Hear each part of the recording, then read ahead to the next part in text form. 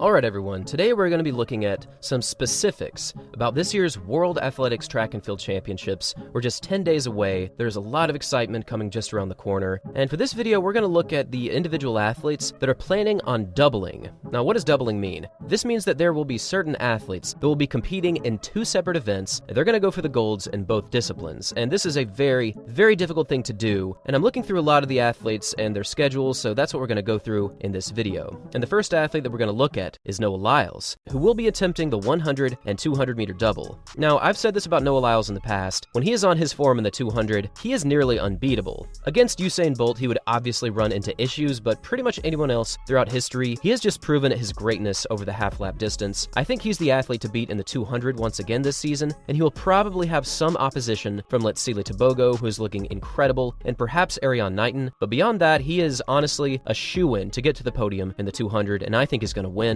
But in the 100, this is going to be a big challenge, and it's mostly because of his start. Now, he's openly said that he needs to work on his start, and if he could get that down, he would certainly be a very big deal in the 100 meters, but it just takes him a while to get out of the blocks compared to other athletes. But when he does get it right, he can really do something amazing, as he does have a PR of 9.86, which came from all the way back in 2019.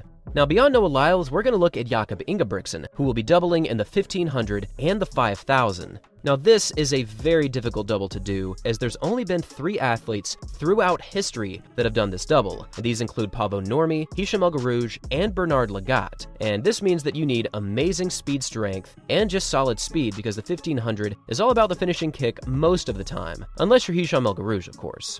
Now, Igabrickson did get very close in last year's World Championships, winning the 5000 with a very quick final lap. However, he finished just behind Jake Whiteman in last year's World Finals, who had a very solid kick over the final 200. But Whiteman will not be running in this year's World Championships, so this really does open the door a lot more for Igabrickson, who's been completely unbeatable this season in the 1500, and even though he hasn't raced a single 5,000 meters this season, a lot of people still see him as the favorite, which is pretty wild, because this has been one of the most impressive 5,000 meter seasons of all time. We've had various athletes run under 12:45.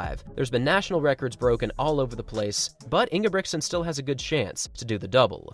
Up next, we have both Sharika Jackson and Shelly-Ann Fraser Price that will be competing in the 100 and the 200 meters. Now, Fraser Price is the 100-meter GOAT. It's honestly been that way for a few years now, but she's proven it even more over the past couple of seasons. She hasn't had the greatest of 2023 because she had to start late because she got injured during the early starts of the season, but I still think she has a good chance of winning, but it will be very difficult because she will have to compete with the likes of Sharika Jackson, Sha'Carri Richardson, Marie-Josée Tillou, and Julian Alfred, and these are some big names because they have been competing very well this season. A few of these athletes are undefeated, but Price is the GOAT, and she puts things together during the biggest moments of the season almost every single year. And while she might be the favorite in the 100, she just can't be considered the favorite over the 200 meters because of Sharika Jackson, and she has been on fire for the 200 and the 100 this season. She's the world leader at 10.65, she's currently ranked number 2 in the world in the 200 at 21.71, and given what she did last season, I think Jackson has a very good chance at getting close to the world record in the 200 meters. She will need a very solid race to do that, but I think she has to be considered as the favorite in the 200, and even though Gabby Thomas is the world number 1 right now, Sharika Jackson is just an absolute legend when it comes to the World Championships. 21.45 personal record is amazing, and what's interesting about these two Jamaicans is that last year they went 1-2 in the 100 with Price in first and Jackson in second,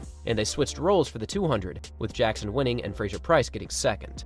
Both of these athletes are technically going for the double, but I think that we'll see something similar to what we saw in last year's World Championships. Now, the double is already difficult enough, but we have something even more difficult from none other than Safan Hassan, who is not just doubling, she is attempting the triple.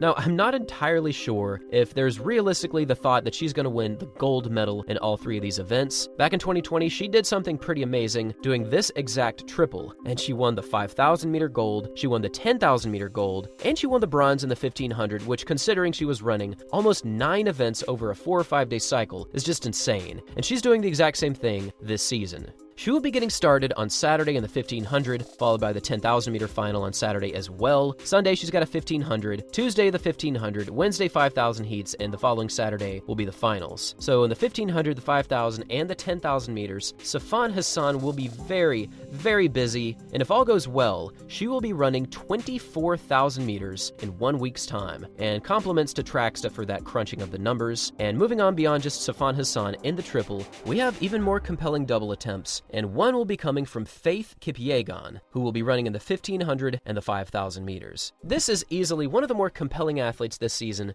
as she has been absolutely on fire. She's broken the mile world record, she's broken the 1500 world record, and she's also broken the 5,000 meter world record. And at that very event, she actually took down the world record of Letesenbet Gide from Ethiopia, who just so happened to be in that exact race. She has been running like no other female athlete throughout history, and I think she has a very solid chance to pull through and win the 1500 and the 5,000 meters. Given the demanding schedule that is doing this kind of double, I think she has a better chance at winning the 1500, and if she can simply keep her legs under her, I think she could pull off the 5,000 meter double as well. She has just been so strong, so fast, so incredibly quick. I think she has a very solid chance at making history. Now, there's a few more athletes going for the double, but technically these are the big names that I think have a good chance of actually doing it. And with all this in mind, I would love to hear your thoughts about these athletes. Who do you think is going to successfully pull out the double? Who do you think might fall just short of this double? And how fast do you think they'll run in each of their events in the World Championship Finals? Thanks for watching, everyone,